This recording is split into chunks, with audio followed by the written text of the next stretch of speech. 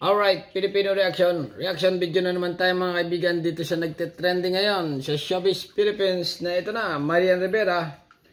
Nagalit kay Andrea Brillantes sa tangkang pagsira sa pagsasama nila ni Dingdong Dantes. Ito na mga kaibigan, Filipino react. Marian Rivera, nagbanta kay Andrea Brillantes sa tangkang pagsira sa pagsasama nila Dingdong Dantes. Hindi pala nagalit, nagbanta daw. Okay, continue lang.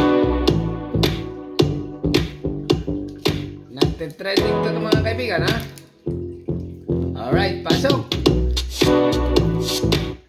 Nagawa umanong pagbantaan ng award-winning actress na si Marian Rivera, ang young controversial actress na si Andrea Brillantes, matapos ng pagtatangka daw nito na pagsira sa pagsasama nila ng asawa niyang si Dingdong Dantes. Ito ay matapos may lumabas na isang kwento na umano'y pag-amin ni Andrea sa publiko na ultimate crush din niya ang aktor na si Dingdong at pangarap niyang magkaroon sila ng movie kasama ang nasabing aktor. At ibig sabihin si Andrea Brillantes, crush si Dingdong Dantes? Batang-bata, ha? 18 years old. Pangarap niyang magkaroon sila ng movie kasama ang nasabing aktor. At ang mas nagpasabog pa ng ulo lalo ni Marian, ay ang nabot-iwang salita ni Andrea sa nailabas nitong pahayag, na kahit daw may bedsin sila ni Dingdong, ay walang problema sa kanya, at kung sakaling mangyari man, ay ito daw ang magiging first time niya. Ganon. First kiss? Person? First time? Grabe naman talaga si Andrea Brillantes nito. Kala ko jowawa nito si Daniel Padilla. Sabagay, movie lang naman, mga kaibigan, ha? Ito si Andrea Brillantes, dalaga na rin, okay? Pwede na nga, mag-kissing scene sa Siguro, kaya siguro nagalit ito. Ay, pelikula yan, wala tayong magagawa dyan. Continue lang, ha? Aminado si Andrea na simula pa man noong Marimar Days, ay super fan na daw siya ni Dingdong. At nagsimula niyang maging crush ang aktor sa edad na 4 years old pa daw siya. At hanggang ngayon nga na 20 years old na siya, ay nanatiling crush umano niya ang aktor. 20 na pala. Ibig sabihin si Andrea Brillantes, 20 years old na.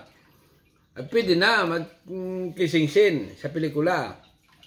Kasi mga kaibigan, ganito explain natin. Pag ikaw kay underage, okay, 17 years old, pababa, pag ikaw ay gumaganap ng mga pelikula, bawal yan, okay? Mahigpit na pinagbabawal yan, kissing scene. Lips to lips, kasi nga underage bata pa. Pero ngayon ito si Andrea ay 20 na, 20 years old, okay? Ibig sabihin nasa legal age. Kaya pwede na. Kaya itong gaganapin, okay? Or gagawin na pelikula na Dingdong Dantes at Andrea Brillantes kung may kissing scene dyan, ay talagang legal na yan mga kaibigan. Trabaho lang, walang personalan. Kaya lang, ito si Marian Rivera ay siyempre, nasa pa lang, nagsiselos na, ganon, ganyan, ganon. Yan ang sabi, Maria Rivera nagselos na lang, wag na nagbanta kasi pangit pakinggan yan. Nagselos kay Andrea Brillantes sa tangkang pagsira sa pagsama nila. Grabe naman ito. Ito na, continue lang, ha? Sa nasabing post pa umano ni Andrea, ay nagawa pa nitong ipaalala sa publiko ang ginawang kamalditahan ni Marian noon na siyang naging malaking issue sa pamamagitan ng pagsabing okay lang din sa kanya na ikulong siya ng actress sa CR, katulad ng ginawa noon kay Heart Evangelista. Ganun? Sa post ay makikitang sadya talagang tinutukso ni Andrea si Marian, kasi maging sa ending ng kanyang post ay sinabi niyang basta kasama niya si Dingdong sa loob ng CR, ay okay lang sa kanya ang maikulong doon. Ay, ganun? Baka na-shooting na yun, yung pelikula na yun. Kasi nga mga showbiz paparazzi mga kaibigan sa Pilipinas. Alam-alam yan yung mga nakasubaybay. Yung mga kasamahan ng mga nag-shooting. Mga paparazzi yan Sa Amerika, paparazzi tawag yan. Sa Pilipinas, mga marites yan. Okay? Mga marites yan. Alam nila yung mga galawan ng mga artista. Siyempre, mga sikat ito, nakatutok yan. 24 hours sa shooting, ganyan. O, kaya yung nasabi nito CR, alam ba pumasok si Dingdong sa CR? Bago may scene na si Andrea Brilliante sa CR din. Ay baka nag-lips to lips nga ito. Ay ngayon, ito si Maria Rivera, siyempre selos ito. Kasi nga, batang-bata. Bagay, okay lang yan kay Maria Rivera, Kasi lalaki naman huwag ka na magselos dyan. Ikaw na, shooting lang, Kung ako lang, kay Maria Rivera, huwag naman pagsilusan kasi nga si Dingdong lalaki. At saka magaling na artista. Normal lang yan, mga artista mag-kissing scene. O, si Coco Martin, di ba? Coco Martin at si Labi po. May kissing scene sa Batang Quiapo, kung panood nyo. Pero si Coco Martin, may asawa na. Si Julia Montes, tapos si Labi po, may asawa na rin, okay? Ngayon, nag-kissing scene sila. Trabaho lang. Yun na siya tawag ng trabaho lang. Kung ito naman si Andrea Brillantes at saka si Dingdong Dantes mag-kissing scene. Trabaho lang, walang personalan. Kaya lang, siyempre, ang mga marites, ay nag-usap-usap siguro. Ganyan. Nagselos yan, siyempre. Baka nga, nagselos ito.